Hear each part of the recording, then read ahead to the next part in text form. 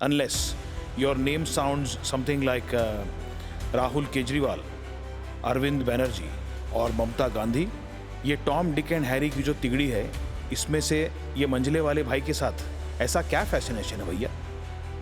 ना स्टेज पे बैठे किसी भी जज में या ऑडियंस में बैठे बेवजह बत्तीसी निकालने वाले भेड़ बकरियों में एक में भी थोड़ी सी भी गरिमा, इतनी सी भी गैरत, थोड़ा सा भी गूदा नहीं था कि वहां चल रही उस अभद्र लंपट पंक्ति पे ऐतराज कर सकें, उसे रोक सकें।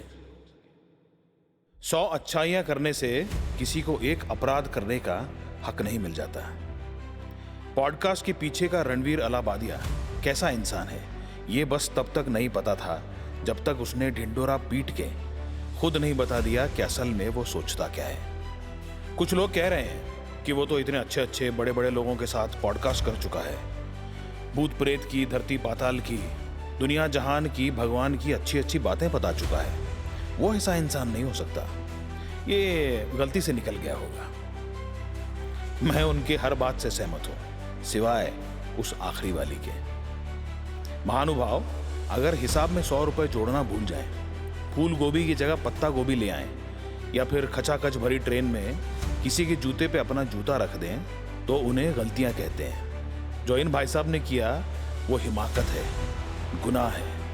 आपका पैसा, पगड़ी, नाम, काम, नाक, नक्श, कद काठी सब एक तरफ और आपका चरित्र एक तरफ। ये है तो इन सब के मायने हैं, वरना आप एक बेघर भिखारी से भी ज्यादा गरीब हैं।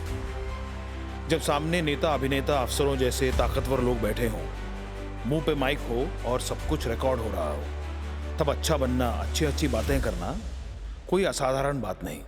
Unless your name sounds something like Rahul Kejriwal, Arvind Banerjee और ममता गांधी के पैखाने पे बैठे हों या मंच पे, हगना तो लाजमी है।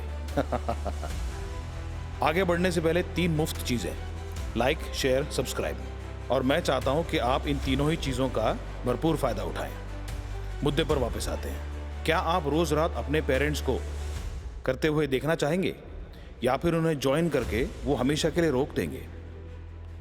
परम चूतिए महाशय Ranveer ji, do you really imagine and visualise that about your parents? Even if you are that twisted, keep it to yourself, you moron. Who and what the F gives you the right to ask somebody else to imagine that about their parents? Just to answer a stupid ass question you jabbered on some cheap ass show, sitting next to a bunch of sorry ass down market judges who struggle to get an applause without using profanity is as evident as daylight. And you did not stop there, did you? The doofus in you went so overboard trying to fit in and was so desperate to look cool that he also ended up asking questions like what is the size of your bhai sahab, or put forth challenges like 2 crore rupees in cash right now, will you suck my bhai sahab? अरे भैया, ये Tom Dick and Harry की जो तिगड़ी है, इसमें से ये मंझले वाले भाई के साथ ऐसा क्या फैसिनेशन है भैया? मैं तो कहता हूं स्क्रिप्ट के बगैर बात करने की तैयारी और क्षमता ना हो तो silence is golden my friend and bullshit is equally rotten. सवाल नहीं पूछे होते तो आपके साथ बैठे वो जो 4 लोग आपको जो शायद समझते, वो आपने मात्र 4 सवाल पूछकर इस देश के सर्वोच्च न्यायालय को समझने पर मजबूर कर दिया।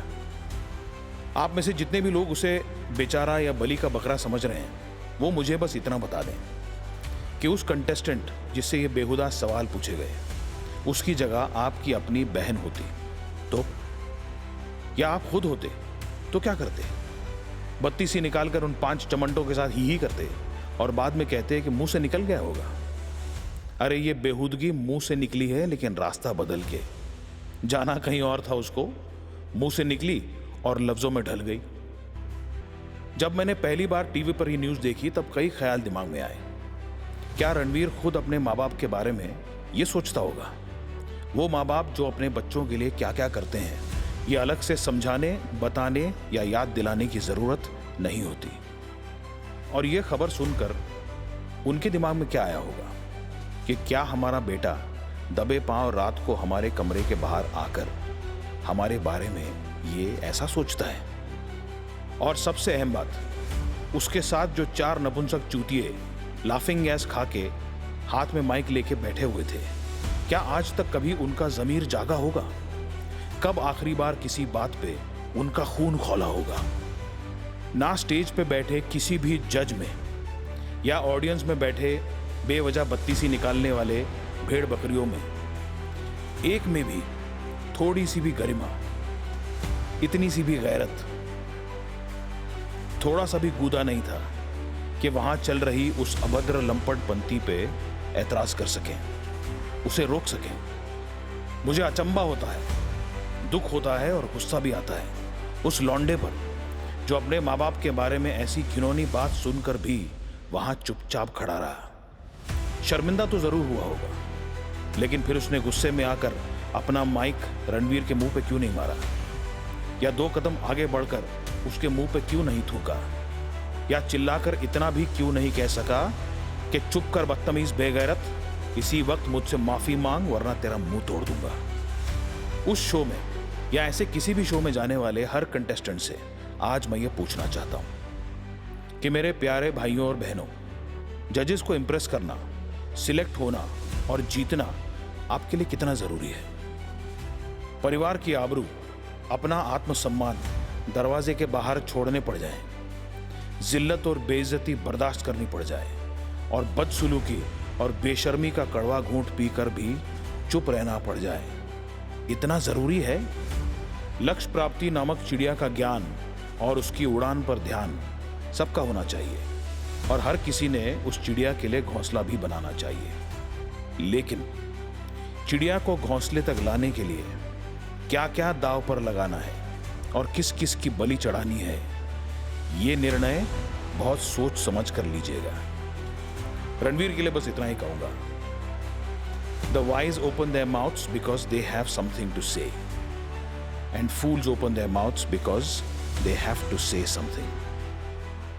आज के लिए बस इतना ही। ज्वाला का आपको सादर प्रणाम। मेरे विचार आपको पसंद आए हो तो वीडियो को लाइक कीजिए, औरों के साथ शेयर कीजिए और चैनल पे नए हैं तो सब्सक्राइब जरूर कीजिए। अगली मुलाकात जल्दी। जय श्री राम।